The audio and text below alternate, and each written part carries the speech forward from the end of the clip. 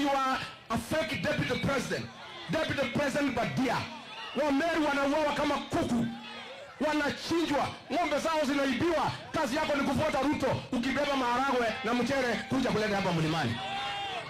Mimi nataka niseme watu ya Githunguri, nauliza nyinyi kwa heshima, mtafute viongozi ambaye hawezi uza sisi tumbo yao. Nimeweka huo. Mtafukuza hiyo ameshara. Wangapi wanasema ameshara aende? Na huyu mama kaunti ya Makeki, huyu wa Murang'a aende asiende? Aende asiende? Lakini mimi naomba msimame na kijana wangu. Kijana wangu Karongo Wathang'wa ni mwanaume kamili katika hapa.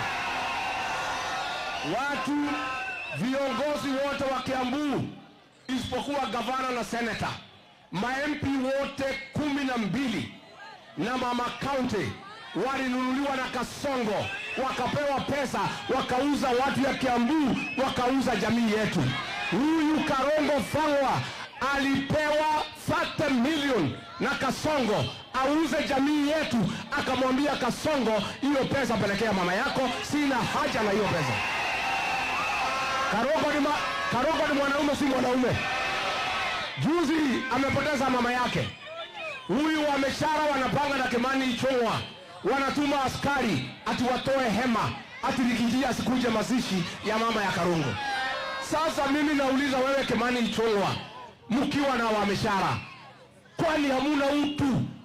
Seneta mama yake amekufa, hamwezi ona huruma? Muachie azike mama yake na amani. Mnatuma askari kuharibu mazishi ya mama mzee ya miaka 93. Lakini namwambia wewe Kimani Ichung'wa, na wewe wameshara, na wewe wa Makeki, mtakutana na hii watu ya Githunguri pale kwa debe. Harambee!